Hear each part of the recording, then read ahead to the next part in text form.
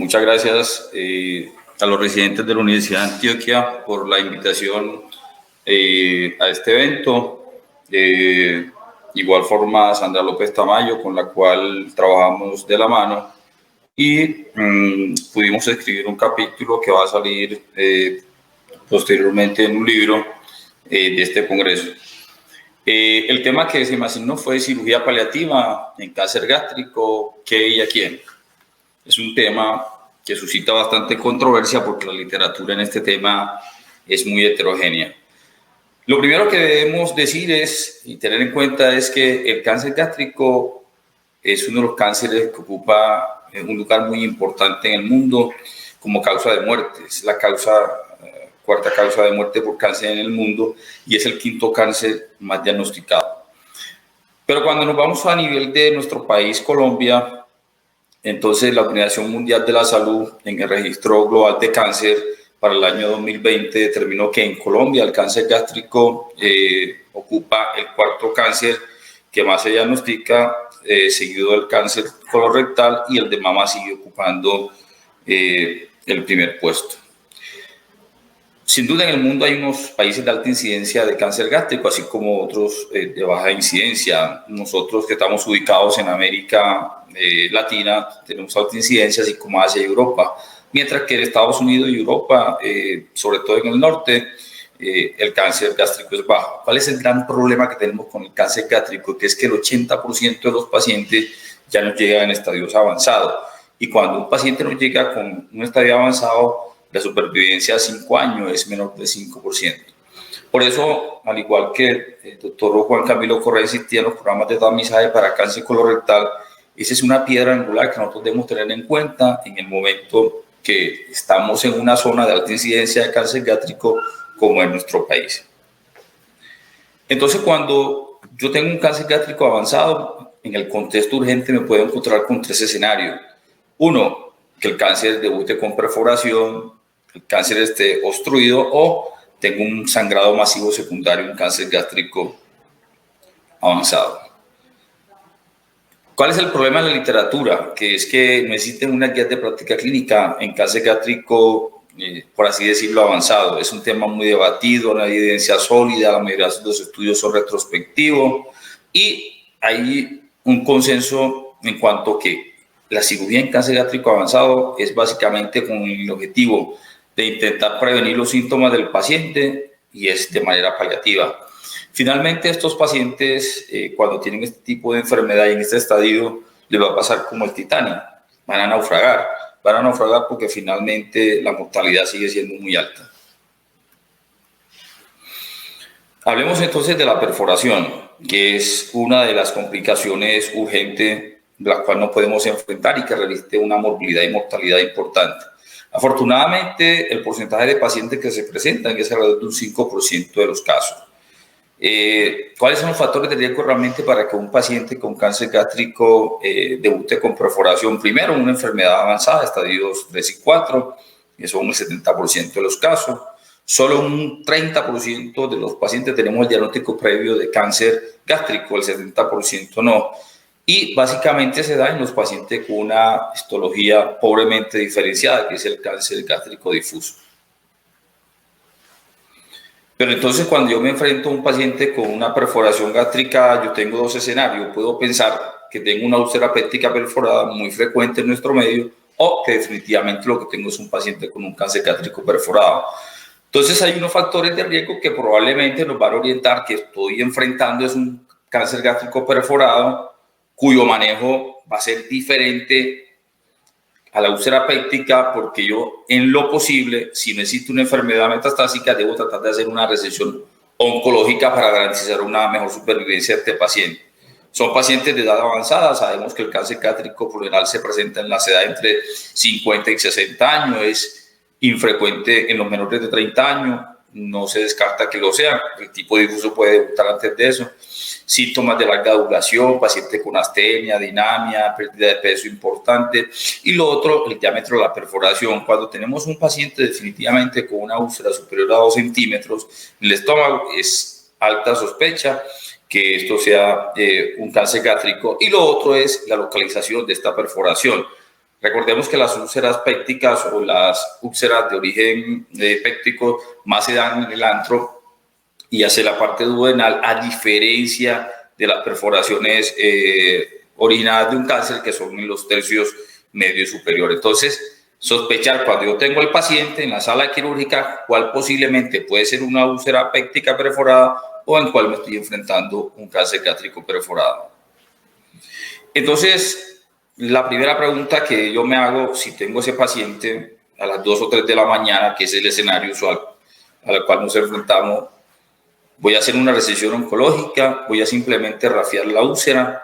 ¿Qué voy a hacer con este paciente? Voy a hacer una cirugía de control de daño. Probablemente estos pacientes no le lleguen al cirujano oncológico, sino que lo lleguen al cirujano general o el cirujano que maneja el servicio de urgencia.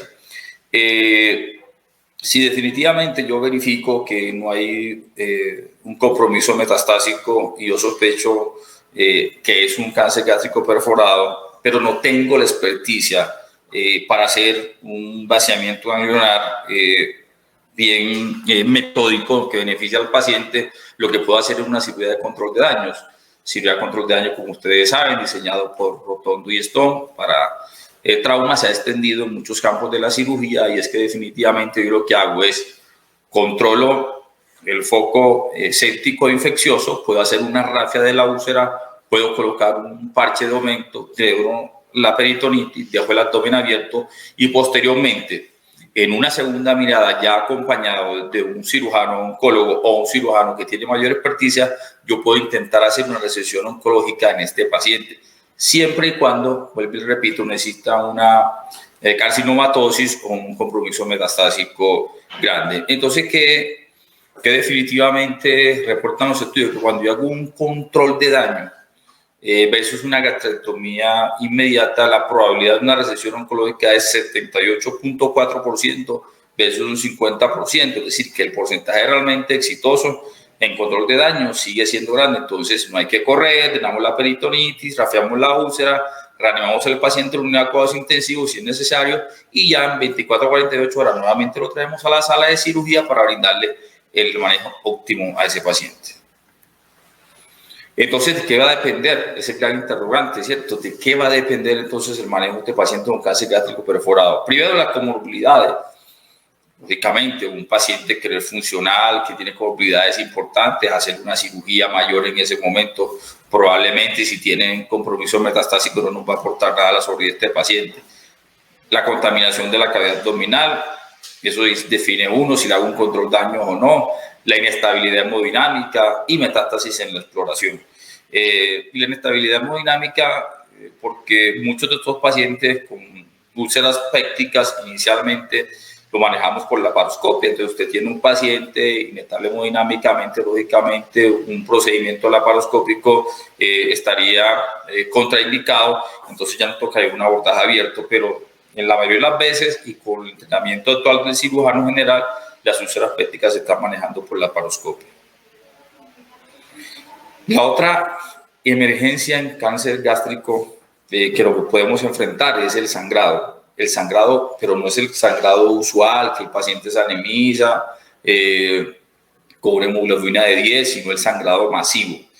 Se presenta más que todo cuando esa lesión ya está ulcerada. En algunos casos, si eso no se logra manejar a tiempo, puede ser letal y necesita un manejo multidisciplinario. Y se hace hincapié en un manejo multidisciplinario porque aquí puede intervenir entonces radioterapia, puede intervenir el servicio de endoscopia, de radiointervencionista para tratar de, antes de hacer un procedimiento final o último, como es una gastrectomía, se deben agotar todos los recursos. Entonces, idealmente estos pacientes con este tipo de sangrado deben ser manejados en un hospital de alto nivel de complejidad y donde cuente con diferentes especialidades para tratar de brindarle un manejo óptimo. Entonces, el primer paso, el paso que es el manejo endoscópico, que puede ser con argón, ligaglip, hay diferentes terapias para esto. La tasa de éxito es de un 31 al 100%, mire que el rango es muy amplio, pero ¿cuál es el gran problema? Que el resangrado sigue siendo alto, un resangrado de 41-80%. Entonces ya ahí vamos a empezar a ver que estos sangrados no son fáciles de controlar. Cuando hablamos entonces de haber agotado, el siguiente paso es hacer una embolización arterial que tiene una tasa de éxito de un 40-65%, sigue siendo alta, pero con el estómago tenemos un gran problema, y es que el estómago es un órgano demasiado vascularizado que muchas veces esta terapia también puede fallar. Otra alternativa que podemos tener es la radioterapia, que tiene un éxito alrededor de 69-91%. Pero ¿cuál es el problema? Que cuando yo tengo un sangrado de esto, la radioterapia, el éxito no es instantáneo, sino que hay que esperar. Entonces, y estos son pacientes que muchas veces, definitivamente, no podemos esperar. Y lo que sí está demostrado en la literatura, que en este tipo de sangrado los IVP no funcionan. Entonces, nada ganamos con colocarle omeprazol IV o simeprazol o cualquiera de estos inhibidores de OMPA cuando estos sangrados son muy difíciles de controlar. Entonces, ya hemos agotado endoscopia, embolización, radioterapia en algunos casos. Entonces, ¿ya qué nos queda? La gastrectomía paliativa. Una cirugía que tiene también una morbilidad importante. La indicación es definitivamente cuando hemos agotado los otros recursos para pacientes que están muy sintomáticos. Si el paciente realmente está malnutrido o tiene un cáncer demasiado voluminoso, la mortalidad va a ser muy alta. No es lo mismo hacer una gastrectomía total versus una subtotal, porque sabemos la magnitud de las complicaciones que puede tener una esófago y una anastomosis en un paciente realmente que tiene factores de riesgo para filtración intestinal. Hacerlo por laparoscopia o no, hacerlo abierto o no, va a depender primero del entrenamiento que tenga el cirujano, de la condición hemodinámica del paciente y si realmente en el centro donde yo estoy cuento con el recurso para ello. Manejo quirúrgico, el gran interrogante, experiencia, comorbilidades, la estabilidad hemodinámica y qué tipo de recesión voy a hacer de acuerdo a la localización que tenga la lesión. Otra de las complicaciones que encontramos en el paciente es la obstrucción y el cáncer gástrico. Es una clínica ya mucho más larvada, a diferencia de la clínica ruidosa del paciente con sangrado o con perforación. Estos son pacientes que cursan con vómitos, intolerancia a la vía oral, con una pérdida importante de peso que finalmente los va a llevar a la malnutrición. Entonces, ¿qué opciones tenemos? Inicialmente, siempre pensar que la cirugía es el último recurso y que solo se va a hacer en casos seleccionados. Puedo tener la opción de un stent metálico, puedo hacer una gastroyunta, la cual puede ser abierta, o por laparoscopia y de último una gastrectomía de tipo paliativo. Entonces, ¿qué pacientes, digamos que se pueden beneficiar con la colocación de un stent metálico? Un paciente que definitivamente tienen una enfermedad avanzada, malnutrido, que tienen peor clase funcional y que probablemente la sobrevida de estos pacientes va a ser muy corta. Entonces, estos pacientes someterle una intervención quirúrgica con una gastroyeyuno que tiene muchas o puede tener muchas complicaciones de acuerdo a la condición del paciente y los factores de riesgo, podemos optar por un stent. ¿Cuál es el problema del stent? Que el stent se tiende a obstruir por crecimiento tumoral dentro del mismo, pero una opción muy favorable que le puede mejorar la calidad de vida al paciente. Cuando se comparan los estudios de stent versus gastroyunoma y una anastomosis, las complicaciones se presentan más del lado quirúrgico, pero en cambio la sobrevida y el tiempo para el inicio de la vida oral es prácticamente igual. Entonces son dos intervenciones iguales en cuanto a la calidad de vida del paciente, pero la gastroyunoma va a tener mucho más complicaciones. Ahora, cuando comparamos la gastroyunostomía versus la gastrectomía paliativa, realmente no existe diferencia entre las dos. Entonces, ya ahí voy al primer punto. Si no voy a tener sobrevida, diferencia en la sobrevida entre las dos intervenciones quirúrgicas, recuerden que siempre vamos a tratar de hacer la cirugía que tenga menos complicaciones para el paciente y que le brinde precisamente mejor calidad de vida, porque la sobrevida prácticamente es igual. Y hay unos factores realmente de peor pronóstico cuando yo tengo un paciente que tiene carcinomatosis o el paciente que no ha recibido o probablemente no va a recibir quimio postoperatoria, porque una de las desventajas que tiene la gastrectomía, a diferencia de la gastroyunostomía, es que por la cirugía en sí, las complicaciones derivadas de la misma se puede retrasar la quimio postoperatoria, que también tiene un impacto en la sobrevida importante. Entonces, cuando comparamos esto, uno dice, no, yo me quedo definitivamente con la gastroyunostomía. En este paciente le voy a brindar mejor calidad de vida y la sobrevida va a ser igual. Ahora, gastroduodenostomía abierta versus laparoscópica. Todos sabemos las ventajas que ha tenido últimamente y hace ya muchas décadas todos los procedimientos por laparoscópica. Mejor dolor postoperatorio, la recuperación es más rápida y los estudios en este tipo de intervenciones, cuando hablamos de abierta laparoscópica, hay algo bien importante y es la pérdida sanguínea. Miren, 23 versus 142 milímetros para el brazo laparoscópico y la estancia hospitalaria. Estamos hablando de 8 versus 124 días en algunos casos. Entonces, definitivamente la cirugía abierta puede tener muchas más complicaciones. Con los tiempos operatorios, realmente pues son similares. Importante la buena clase funcional de los pacientes y definitivamente cuando yo considero que el paciente tiene una expectativa de vida superior a 2 meses, yo puedo pensar en una gastroduodenostomía y no un stent, porque el stent va a tener el riesgo de que se puede obstruir. Ahora hablemos de los pacientes no en el contexto urgente, sino en el contexto electivo. Tengo un paciente con un cáncer gástrico que tiene metástasis. Entonces, ¿qué hacer con ese paciente? Entonces, el grupo de oncología de Japón, la Asociación Coreana de Cáncer Gástrico, hicieron un estudio bien interesante entre pacientes con entre 20 y 70 años que tenían un solo sitio de metástasis. Ellos lo querían comparar, dándole a sus pacientes cirugía y después quimioterapia versus quimioterapia sola, a ver qué pasaba, cuál era el desenlace realmente de esos pacientes. Este fue un RCT, un estudio con un buen diseño. A 86 pacientes se les dio quimioterapia solo y 89 se les dio gastrectomía más quimioterapia. ¿Qué se dieron cuenta? Que realmente someter a un paciente con cáncer gástrico, así sea con una metástasis, la cirugía implica más complicaciones. No va a mejorar la sobrevida. Y por el contrario, estos pacientes que se llevan a cirugía se retrasa la quimioterapia. Siendo la quimioterapia la mejor opción en estos pacientes porque la sobrevida es igual. Si yo tengo una opción terapéutica menos invasiva, que me va a generar una sobrevida igual que la cirugía, con menos complicaciones, definitivamente yo me voy por la quimioterapia. Y eso fue lo que demostró este estudio, que fue publicado en Lancet en el año 2016.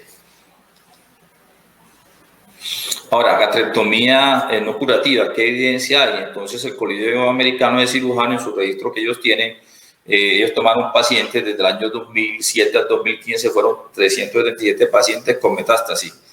Ellos querían ver la morbilidad que tenía esto a 30 días y definitivamente que encontraron que los pacientes con gastrectomía paliativa, no curativa, era significativamente estadística la morbilidad 29.4% con 16.6%. Entonces miren lo que implica una gastrectomía no curativa en un paciente con UCA ya avanzada.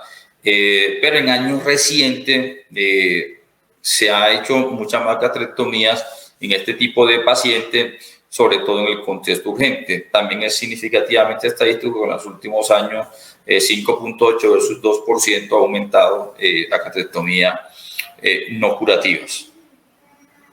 Entonces, conclusiones que podemos sacar de la gastrectomía no curativa. Primero, tiene alta morbilidad y mortalidad. Es una decisión compleja para el cirujano muchas veces. El beneficio es incierto porque la literatura es heterogénea.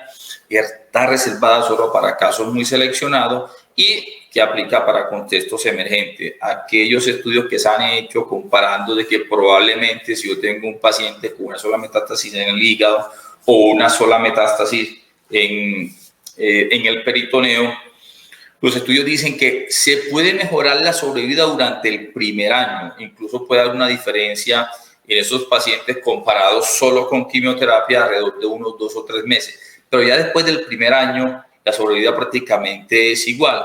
Entonces, como no hay guías de práctica clínica en este tema, se vuelve una decisión compleja para el cirujano que debe ser consultada con el paciente. Usted puede hacer una gastrectomía total, subtotal, dependiendo del sitio de localización anatómica donde está el tumor. depende de su experiencia que usted tenga, también como cirujano, si el entrenamiento que usted tenga, y definitivamente siempre hacernos la pregunta, ¿qué supervivencia voy a tener en este paciente?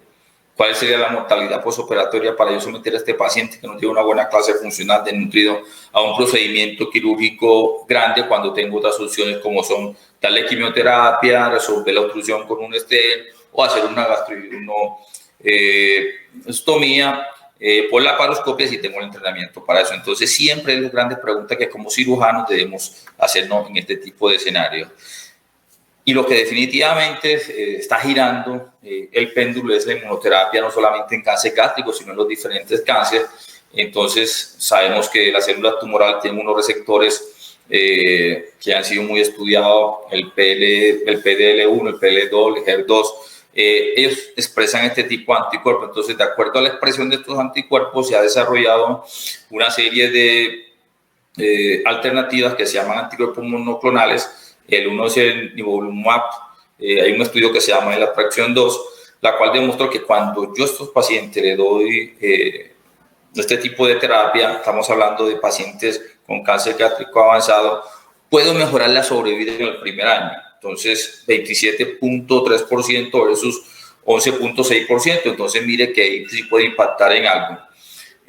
Por eso las guías japonesas y de cáncer gástrico, ellos definitivamente las han incluido como, digamos que, segunda línea de manejo en este tipo de pacientes con cáncer gástrico avanzado. Y el pembrolizumab es otro medicamento que cuando se determina que hay inestabilidad microsatelital, la cual es un factor de, por así decirlo, de un daño en la reparación del DNA, lo podemos utilizar con buenos beneficios para los pacientes. Como conclusiones, entonces, podemos decir que el paciente con cáncer gástrico avanzado o metastásico tiene sus indicaciones en el contexto urgente. El pronóstico oncológico sigue siendo malo. No se logra realmente muchas veces hacer un vaciamiento alveolar óptimo en caso tal de que no exista un compromiso metastásico, el cual puede ser microscópico, porque acuérdense que muchos de estos pacientes antes de una cirugía electiva se le hace citología por la paroscopia.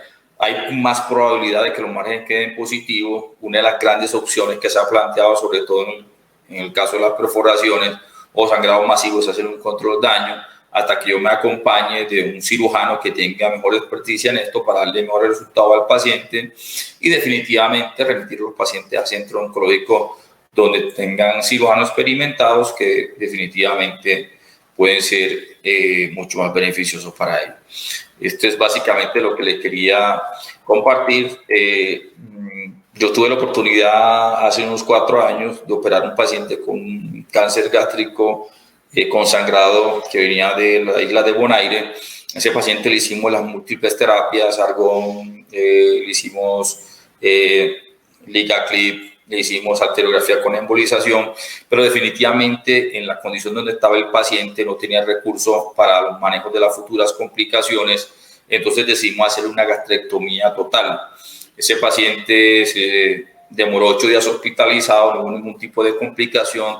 Posteriormente, donde vivía, se le hizo quimioterapia y por comunicación que teníamos con el hermano logró una supervivencia mayor de 18 meses. Entonces, fíjense que en caso seleccionado tuvimos que discutirlo porque definitivamente ese paciente no tenía otra opción en ese momento. Insistir, como dijo el doctor Juan Camilo, en el tamizaje. Cuando yo tengo un paciente con cáncer gástrico, el tamizaje del caso índice debe ser 10 años antes, no se lo olviden. Tratamiento erradicador para el Cobalter pylori. Las lesiones premalignas, definitivamente hay que prestarle mucha atención. Acuérdense que atrofia, metaplasia, displasia y posteriormente cáncer gástrico, a veces tenemos un periodo de ventana que debemos aprovechar y ahí es que los programas de tamizaje deben funcionar y funcionan en algunos países, desafortunadamente en nuestro país no. Muchas gracias por la invitación, le agradezco inmensamente. Bueno, doctor Salim, muchísimas gracias por su completa conferencia sobre las diferentes estrategias que tenemos para el manejo de cáncer gástrico avanzado. Tenemos varias preguntas relacionadas al sangrado digestivo.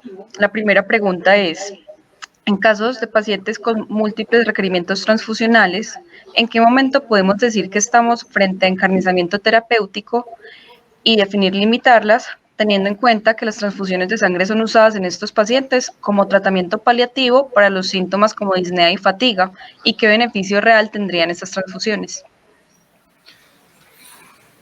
Todo depende del contexto del paciente. No es lo mismo que tener un cáncer gástrico en un paciente funcional todavía a un paciente definitivamente con unas comorbilidades importantes, falla cardíaca, en fin.